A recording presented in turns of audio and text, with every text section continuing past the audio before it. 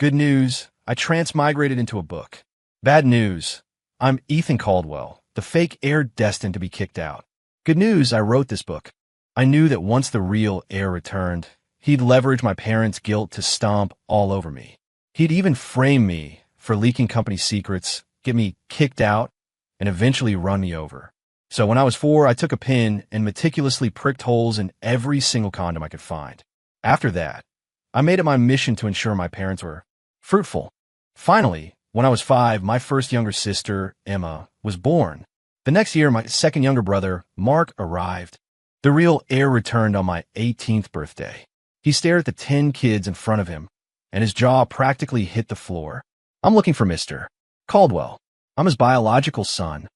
Michael Thompson, the original novel's protagonist, stood at the smart doorbell.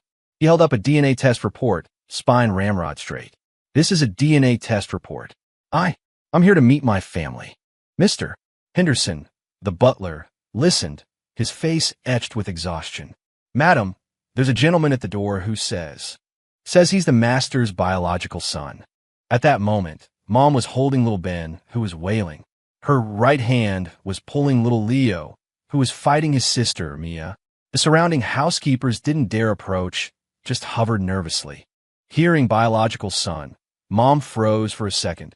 In any other story, she'd be shocked, suspicious. Then she'd rush out to hug her long-lost son, crying her eyes out. But reality was, Mom, Peter took my action figure. Mom, where's the dress I want to wear tomorrow? Mom, Julian threw up all over my homework. Mom. A chorus of moms filled the air. Mom ran a hand through her already sparse hair. Stop, Mom ing. Go find your big brother. She exuded an aura of just let it all burn. No, make him leave. I don't need any more sons. Mr. Henderson looked troubled. Madam, the gentleman has a DNA test, and it looks legitimate. Mom irritably ruffled her hair. I stood by the railing on the second floor, barely suppressing a laugh. In the original book, I was the villainous fake heir. Before the real heir returned, I was the only boy, so I was doted on. After he came back, Mom, Dad, and my oldest sister, Sarah, felt guilty, and the blood ties meant Michael got all the affection. But now, when Sarah was born, Mom and Dad cried tears of joy, praying for a good name. When I, Ethan Caldwell, was born, they were overjoyed to have an heir. When Emma was born, they had faint smiles, thinking it was nice for siblings to grow up together. When Leo was born, Mom decided to get her tubes tied after giving birth, but I talked her out of it. Lucas, Peter, Julian. With each new arrival, their faces grew a shade darker. By the time Ben arrived, Mom couldn't take it anymore and insisted on getting sterilized. Dad, after eating a cracker, just sighed and said, let's just call her Ben, I guess. For Mom, another child wasn't a surprise. It was a heart attack.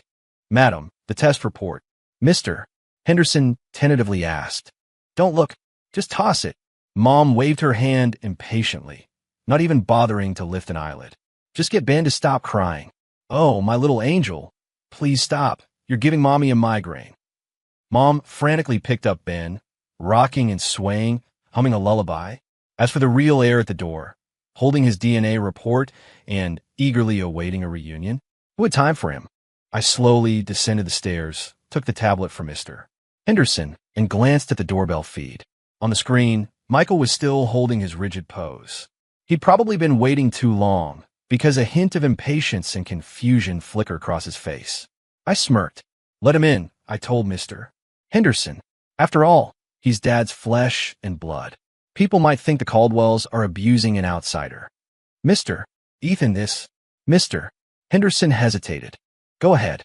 I'll take responsibility if anything goes wrong. I smiled, gentle and polite, the picture of a responsible older brother. Mr. Henderson nodded then and let him in. The moment Michael Thompson stepped into the Caldwells' living room, his face was a masterpiece of disbelief. The enormous living room, easily several thousand square feet, was strewn with toys, coloring books, and empty snack bags. A 6- or 7-year-old boy was riding piggyback on a 5-year-old, yelling, "Giddy up!" The one being ridden was wailing, snot bubbles forming at his nose. They ran right into Michael. Caught off guard, he stumbled. He instinctively reached out and gave a fierce shove. Get lost. That shove had 100% of his strength behind it. What kind of brat dares to run into me? 5-year-old Julian couldn't withstand the force. He flew backward. He hit the corner of the marble coffee table with a sickening thud. Wah! Boo-hoo-hoo! A huge bump instantly swelled on Julian's forehead, and a trickle of blood ran down his temple. Julian. Emma picked up Julian, glaring fiercely at Michael. Who are you? What gives you the right to come into our house and bully my brother? Michael bristled. The Caldwells only have 2 kids, me and my sister. What makes you think this is your house? You. And that fake, Ethan Caldwell, you're all imposters. Smack. A crisp slap echoed clearly in the noisy living room. Michael clutched his face, staring in disbelief at Mom, who had appeared out of nowhere. Her hand was still raised in the air, her chest heaving, clearly furious. Michael's eyes widened, a flicker of panic in them. Mom roared, pointing at the children scattered around the room. Let me tell you, every single one of them was carried in my womb for 9 months. Who are you calling a bastard? Huh? Who are you calling a bastard? Mom was shaking with rage. She grabbed the feather duster from the table and started flailing at Michael. You walk in here and immediately hit my son, and then you call them bastards. Which one of Mr. Caldwell's mistress's birth such an ill-mannered child? Michael was stunned by the beating. He whipped his head around, looking at me, where I'd been watching the show from the staircase. I leaned against the railing, flashing him a brilliant smile. Mom, easy there. I walked downstairs, gently patting Mom's arm. Michael wasn't raised with us, after all, so a lack of manners is understandable. We can teach him later. I turned, looking at Michael, my smile utterly innocent. Michael, just apologize to Mom, and this whole thing will blow over. Michael gritted his teeth, then dropped to his knees with a thud.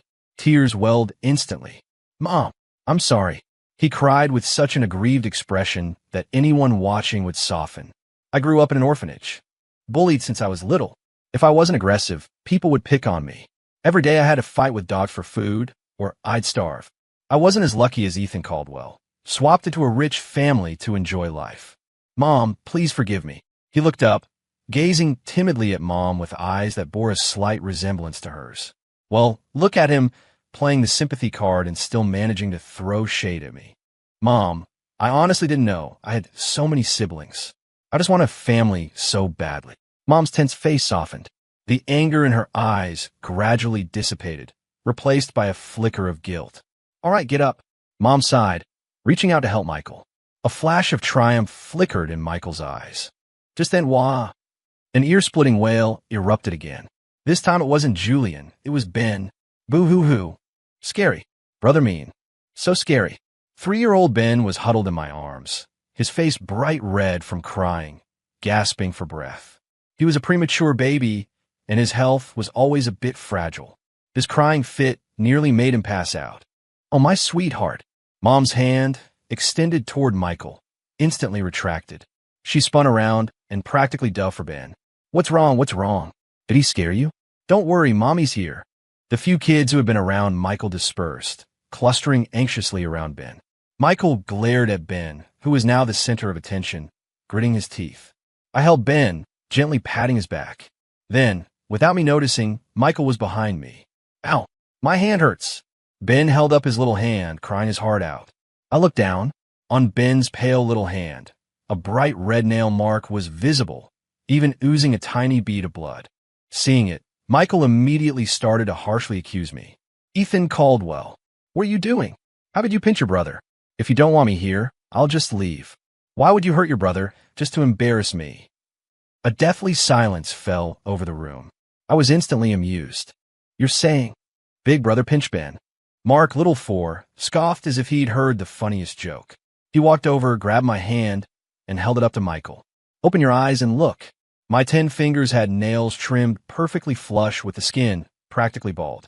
To take care of my younger siblings, I never kept my nails long. My hands were softer than my face. Forget drawing blood. I couldn't even scratch tofu. But then there was Michael. His hands were rough, his nails long and sharp. And he was the only one in the entire house who even had nails. Mom was shaking with rage, pointing to the door. Get that boy locked in a room.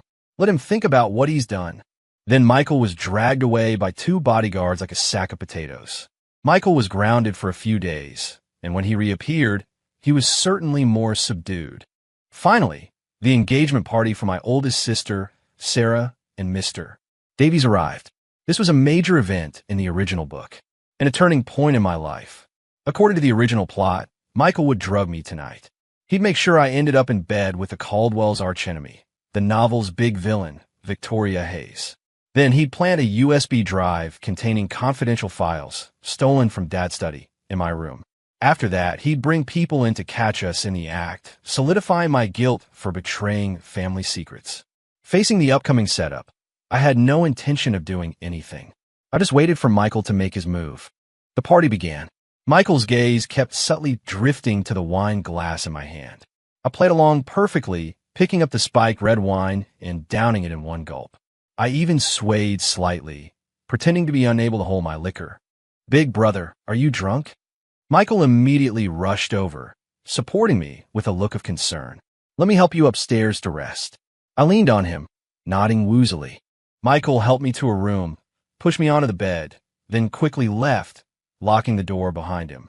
I felt someone else already in the bed. I pulled them into my arms, and my consciousness completely dissolved. Later, I was woken by a commotion. "Dad, Mom, I swear I saw Ethan Caldwell go into this room with our family's rival." Michael's anxious voice came from outside the door. "Impossible. Ethan would never cheat." That was Mom's voice. "Mom, Ethan isn't your biological son, after all. His loyalty is questionable." Bang! The bedroom door was violently kicked open. Michael burst in first, followed by Mom, Dad, and several guests. Seeing the scene on the bed, Michael let out an exaggerated shriek. "Big brother, Dad wasn't planning on kicking you out. How could you do something like this for money and power?"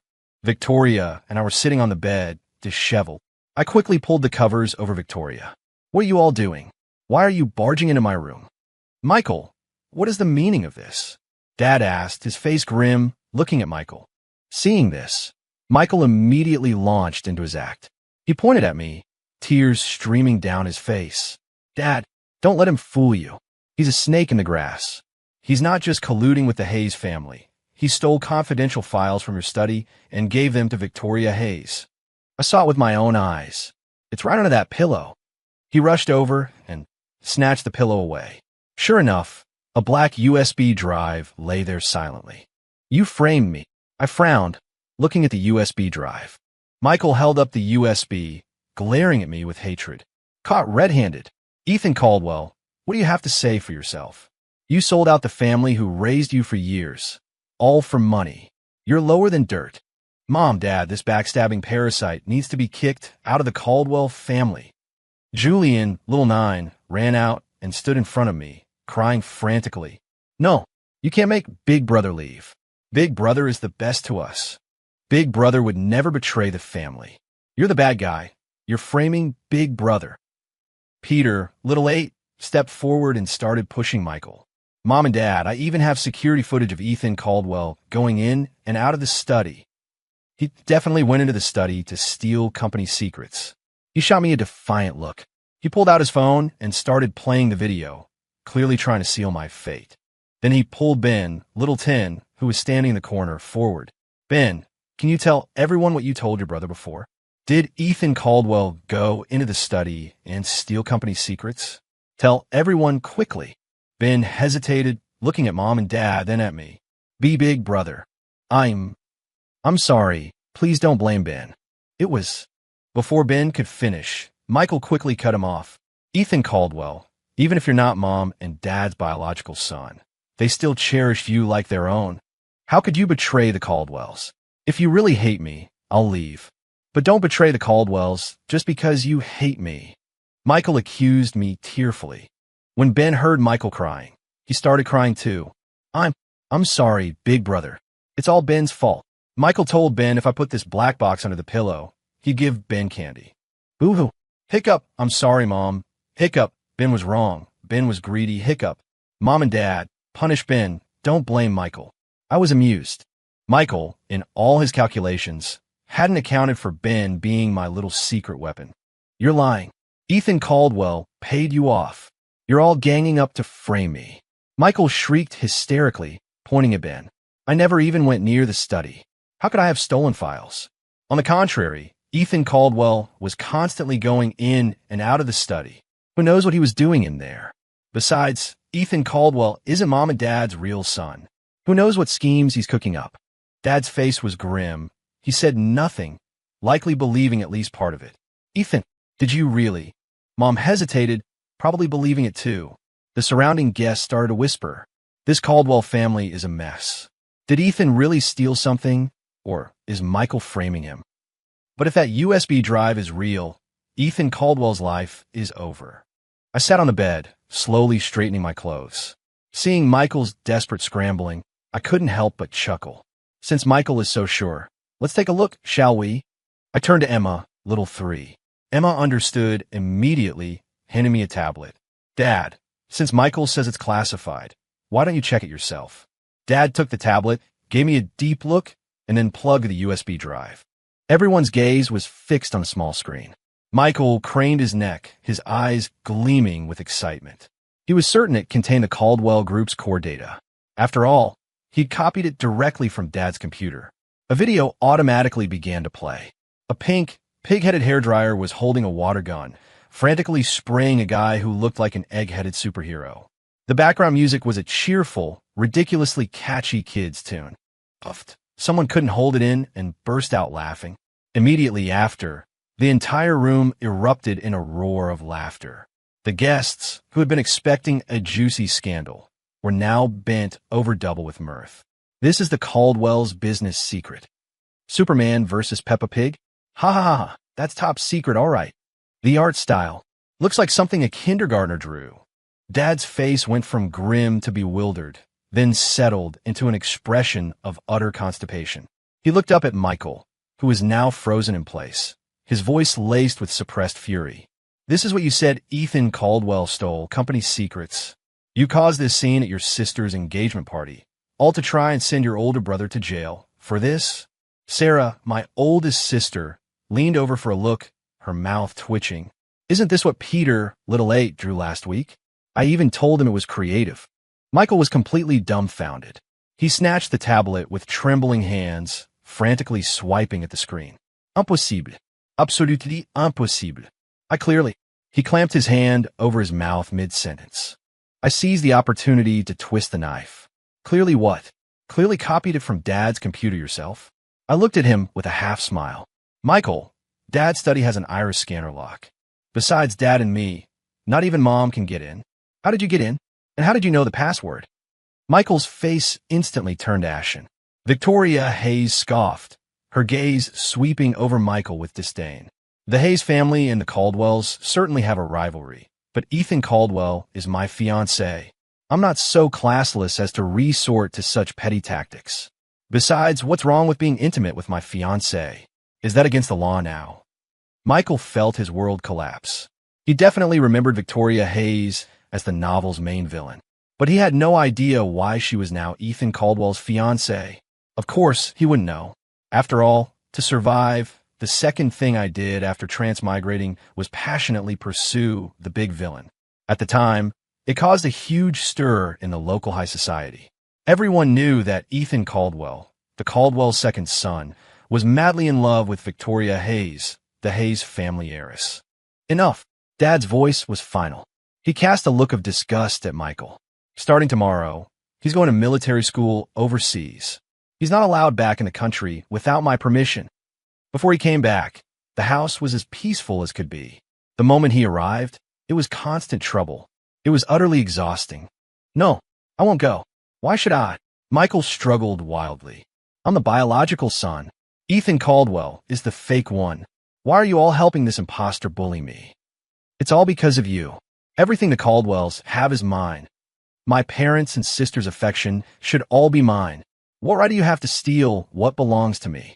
After Michael was sent away, the Caldwell family finally returned to a rare state of peace. Mom and Dad practically cheered at his departure. They even had an extra serving at dinner. 3 years later, I was grilling in the backyard with my siblings. A news report suddenly broke into the TV broadcast. Today, American-born entrepreneur Ms. Jasmine Chun has returned to the country with her fiancé, Mr. Michael Thompson, making a high-profile announcement. The Chun Group plans to aggressively enter the domestic market, vowing to become the top financial conglomerate in the city's elite circles. On screen, Michael was dressed in designer clothes, a stunning woman on his arm. He was beaming, full of self-satisfaction. That woman was Jasmine Chun, the original novel's female protagonist. Who would have thought that Michael, sent to that godforsaken military academy overseas, would still manage to activate his protagonist halo? He literally bumped into Jasmine Chun, who happened to be scouting locations at the airport. It was love at first sight, sparks flying. Michael used his reborn memories to help Jasmine avoid several business pitfalls.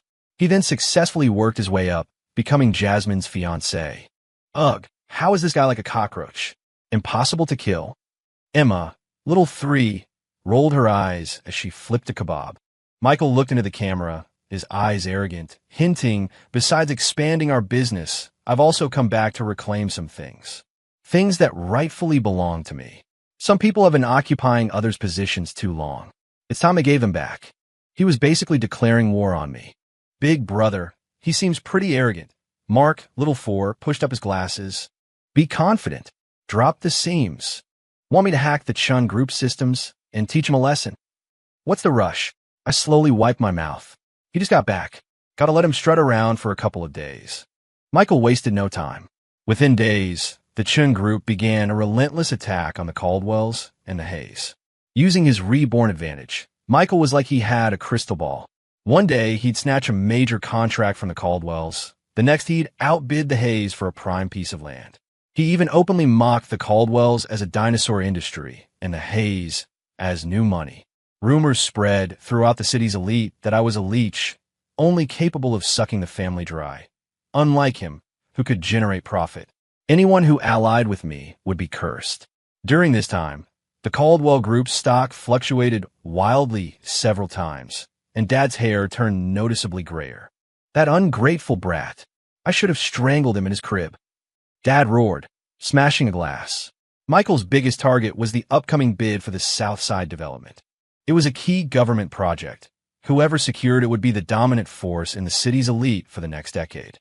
In the original book, Jasmine used this land to completely crush the Caldwells and the Heirs. Michael was naturally determined to win it. At the dinner table, Dad was gloomy and Victoria had no appetite. Dad, Victoria, let's sell all our land in the development area, I suggested. Sell it. This development is prime real estate. If we sell it, we'll be left with nothing. Dad slammed the table, furious. What's your plan? Victoria asked. When it comes to competing for this development, we're at a disadvantage against the Chun Group. So, why not sell our land to the Chun Group at its highest value? Then use that money to buy up land in the inner city neighborhoods. Inner city land can make money. Victoria raised an eyebrow. Absolutely. The day Michael secured the South Side development, rumors spread throughout the city's elite that the Caldwells and Heirs were finished. The Chun Group's stock soared, and Michael became a business genius everyone wanted to curry favor with. To rub it in, he deliberately brought his entourage to the Caldwell mansion to gloat. Heard your family's been investing a lot in those inner-city neighborhoods lately? What? The Caldwells and Heirs planning to get into the junk collecting business. A burst of laughter rippled through the onlookers. Everyone was enjoying the Caldwells' misfortune. The Caldwells abandoned the golden opportunity of the South Side. They ran off to develop that godforsaken inner-city area in the North Side. They must have lost their minds. Look at Michael, talking like that. I chuckled softly. What's wrong with junk collecting? If you can turn trash into treasure, that's skill. Unlike some people who hold a golden spoon and still end up begging for scraps. Michael's face changed. He was about to lash out, but was stopped by Jasmine Chun. It's fine. Once the project's complete, we'll see how long he can stay cocky. Unfortunately, Michael wouldn't be around to see that completion. We've just received breaking news. A massive ancient burial site has been discovered beneath the South Side development. The Historical Preservation Society has intervened, issuing an emergency halt to all construction projects in the area. Furthermore, due to complex geological structures, the area poses a severe risk of collapse. It has been classified as a high-risk zone, prohibiting all commercial development. Crash! The wine glass in Michael's hand hit the floor, shattering into pieces. He stared fixedly at the news report, his face ghostly pale. No. Impossible. This can't be. In the original novel, this land was developed smoothly, and the Caldwells made a fortune. Where did these ancient tombs come from? Where did this collapse risk appear? Of course, this plot point existed in the original story. It was just still in the outline, meant to happen much later. I designed it to challenge the protagonist's relationship.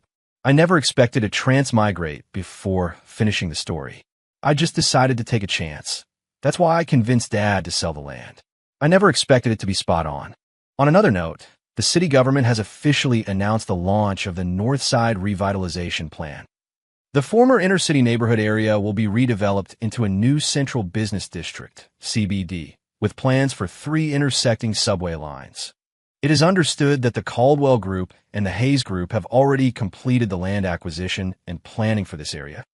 Everyone who was waiting to laugh at the Caldwells was no longer smiling. The Northside inner-city area had, overnight, become a prime piece of real estate, a new CBD. And the Southside development had become a historical preservation zone, to be looked at, not touched. The Chin Group's massive investment had all gone down the drain. Not only that, but due to contract breaches and construction halts, the Chin Group faced enormous compensation costs and debts. Their dream of becoming the top conglomerate shattered before it even began. It was you. You did this. Michael charged at me, trying to grab me, but I shoved him away, sending him sprawling awkwardly to the floor. Ms. Chun, if I were you, I'd go back and check the books right now. Victoria looked coldly at Jasmine Chun, whose face was ashen. After all, your dear fiancé, to secure that land, misappropriated quite a bit of Chun Group funds and took out a lot of high-interest loans. Hearing this, Jasmine Chun didn't even bother to help Michael up. She spun around and ran out. Ethan Caldwell. I hate you. I hate you. I looked down at him, my gaze pitying. What good is hating me? If you're going to hate yourself for being too greedy, too self-important. Michael lost that battle utterly and completely. The Chun Group went bankrupt. Jasmine Chun was buried in debt and fled, leaving all the mess to Michael. Cornered and desperate, Michael, predictably, snapped. He refused to accept defeat, and he certainly couldn't stand seeing me flourish. So he set his sights on Dad. It was a Friday afternoon. Dad, as usual, went to the park to feed the pigeons. But he didn't come back by nightfall. His phone was unreachable, and his GPS signal was gone. The house became a madhouse, and Mom was frantic, tears streaming down her face. Ding! My phone received a video message. In the video, Dad was tied to a chair, gagged with a rag, his face bruised. Michael held a fruit knife, gesturing threateningly near Dad's face, a twisted, sneering smile on his lips. Ethan Caldwell, if you want her dad to live, trade me the North Side land. A desperate man has nothing to lose. If you dare call the cops, I'll make your dad pay the price with his life. The background was a dim, abandoned chemical plant. He's truly lost his mind. That's his biological father. I emotionlessly handed my phone to Mark, little 4, beside me. Located him? Mark's fingers flew across the keyboard, the screen filled with streams of green code. Got it. West Side Abandoned Chemical Plant, Warehouse 3. I stood up, flexing my wrists. All right, siblings, we've got a job to do. Dare to lay a hand on Dad? He's got a death wish. Lucas, little 7, cracked his knuckles, grabbed a baseball bat, and headed for the door. Take me. I haven't tried out my new pepper spray yet. Mia, little 5, excitedly pulled out several spray bottles. Me too. My drone fleet is in position. Peter, little 8, manipulated his remote control. Even Ben, little 10, had his little yellow duck backpack on. It was filled with, various chili oils. Let's go. Save Dad. The entire group marched toward the west side. Meanwhile, at the chemical plant, Michael was triumphantly looking at Dad. Old man, didn't expect this, did you? You still ended up in my hands. If you had just given me the family fortune back then, none of this would be happening. But it doesn't matter. As long as I get that land, I can still make a comeback. Then I'll grind that imposter Ethan Caldwell under my heel. Dad struggled, muffled, seeming to want to say something. Michael ripped the rag from his mouth, begging for mercy. Too late. Dad took a deep breath, looked at Michael, and suddenly sighed. Michael, stop this. Stop? Why should I stop? I won't give up. Michael roared. I'm trying to save you, Dad said earnestly. Do you have any idea who you've messed with? Those little monsters. They're far more ruthless than I am. Huh? You mean those few little brats who just play in the mud? Michael sneered disdainfully. They're probably hiding at home, crying their eyes out right now. The words had barely left his mouth. Boom! The warehouse door was suddenly kicked open. I walked in carrying a golf club. Behind me were the 8 little monsters. Who said we were crying our eyes out? I grinned at a dumbfounded Michael. We're here to send you on your way. Michael was clearly startled by the sight, but he quickly recovered, grabbing Dad and pressing the knife to his throat. Don't come any closer. If anyone moves, I'll kill him. The blade cut Dad's skin, a trickle of blood appearing. The air instantly froze. Michael, that's your biological father. I dropped my smile, my eyes growing cold. Cut the talk. Where's the contract? Did you bring it? Michael shrieked hysterically. I don't believe you actually care about this old man's life. Contract. I chuckled softly. No contract, but I do have a gift. I snapped my fingers. Beezy. A dense buzzing sound suddenly came from above. Michael instinctively looked up. Dozens of drones hovered in midair, each carrying a water balloon. What is this? Before he could react. Release. Peter, Little 8 commanded. Dozens of water balloons dropped simultaneously, precisely hitting the thugs Michael had brought. Splash, splash, splash. The balloons burst open. They weren't filled with water, but superglue. The thugs were instantly stuck, unable to move, their bats stuck to their hands. They just spun around like trap flies. Damn it. Michael saw things going south and moved to strike Dad. Just at that critical moment, a dark shadow shot out like lightning. It was Ben Littleton. Don't let his short legs fool you. He was incredibly fast. Using his small size to his advantage, he darted behind Michael and bit him right on the calf. Arr! Michael cried out in pain, his knife hand faltering. Seizing the opening, Lucas, Little 7, lunged forward. One baseball bat swing knocked the knife from Michael's hand. Then Lucas picked him up like a rag doll. Dare to touch my dad? You got a death wish. A kidnapping attempt, under the tag team efforts of the Caldwell siblings, turned into a one-sided beatdown. When the police arrived, they found thugs tied up like sausages. And Michael, bruised and battered, currently being force-fed chili oil by Ben, Little 10. The officers looked at the scene, their mouths twitching. Well, are we too late? I tossed my golf club, clapped my hands, and offered a perfectly pleasant smile. Not late at all, just in time for cleanup. Michael went insane. This time, genuinely insane, not faking it. Doctors diagnosed him with severe delusional disorder coupled with mania. He was committed to a mental hospital in the suburbs. When I visited him, he was wearing a striped hospital gown, sitting by the barred window, looking gaunt and unrecognizable. But his eyes were feverishly bright. He pointed and gestured at the air, muttering to himself. I'm the Caldwell's eldest son. I'm the CEO of the top conglomerate. That ingrate Ethan Caldwell is dead. I ran him over. Ha ha. Kneel. All of you kneel. I'm the protagonist. I'm the chosen one. Seeing me walk in, he suddenly stopped, his cloudy eyes fixated on me, and after a moment, a twisted smile spread across his face. Well, if it isn't my defeated foe. He stood up, adjusting a non-existent suit. What? Come to beg me to spare the Caldwells? Too late. I've already acquired the Caldwell group. Now, I'm a master of the Caldwell family. I watched him quietly. Michael, wake up, I said calmly. The Caldwells are fine. Mom and Dad are fine. All your siblings are fine too. Jasmine Chun has been caught, sentenced to life. All your beautiful dreams shattered long ago. Lies. You're lying. Michael suddenly shrieked, throwing himself against the glass wall, banging on it furiously. Jasmine Chun loves me. She's the female lead. I'm the protagonist. We're soulmates. This is a book. This is the world of the book. I'm the protagonist. How could I lose? I can't lose. He frantically clawed at the glass, his fingernails breaking, blood staining the surface. Restart. I want to restart. I want to load a save. Something went wrong. System? System, come out and help me. I'll kill Ethan Caldwell. Kill all those bastards.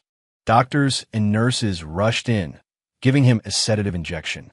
He slowly slumped to the floor, still mumbling incoherently. I'm the protagonist. I'm the protagonist.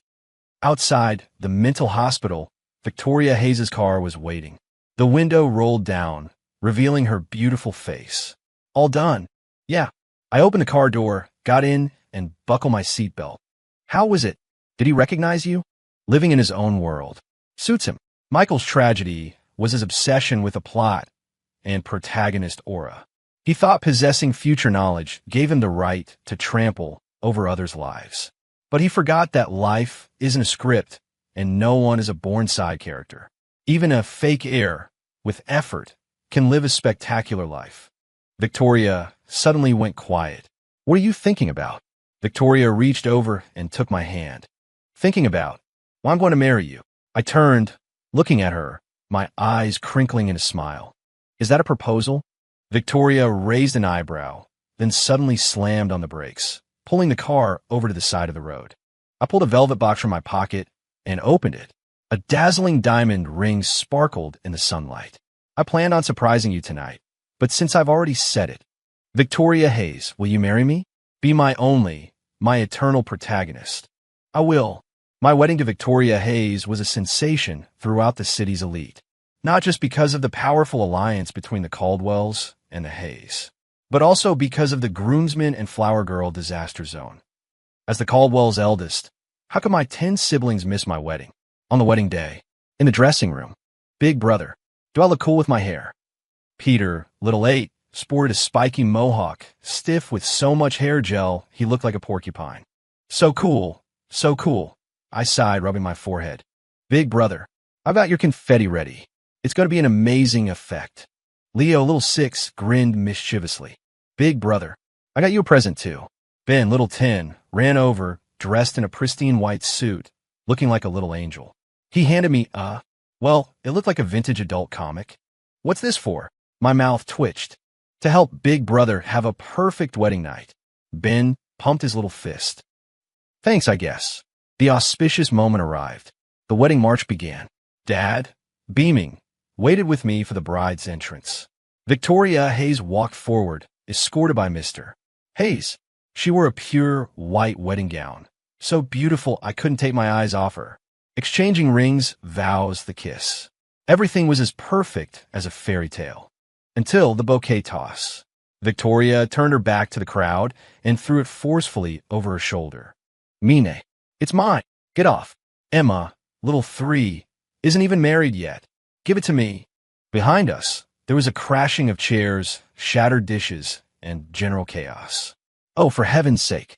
My younger siblings piled on top of each other, forming a human pyramid, all fighting for that one bouquet. Lucas, little 7, at the very bottom, was rolling his eyes. Ben, little 10, at the very top, was riding on Peter's, little 8's shoulders, clutching the nearly shredded bouquet, grinning from ear to ear. Yay, I got it. I'm going to marry Lily next door. That night, our wedding night, I finally managed to chase out the horde of demons who were trying to crash our honeymoon suite. I loosened my tie, my gaze burning as I looked at Victoria. Victoria, a moment of our wedding night is worth 1,000 gold. I leaned in, just about to kiss her. Suddenly, click. A faint sound came from the closet. I froze, then yanked open the closet door. Lucas, little 7, was crouched inside, camera in hand, looking utterly sheepish. Big Brother, I just wanted to get some footage. Ow! No sooner had I tossed Lucas out than a rustling sound came from under the bed. I pulled back the comforter. Leo, little 6, was sprawled underneath. Bro, I was just listening. Get out. I took a deep breath, knowing there had to be someone behind the curtains. I yanked them open. Sure enough, Peter, little 8, was clinging to the window frame like a gecko. I scooped Victoria into my arms and strode toward the bathroom. Lock the door. Double lock it. Weld it shut. She was laughing uncontrollably in my arms. Listening to the jeers and knocking from my siblings outside the door, I figured this was probably the happiest noise in the world.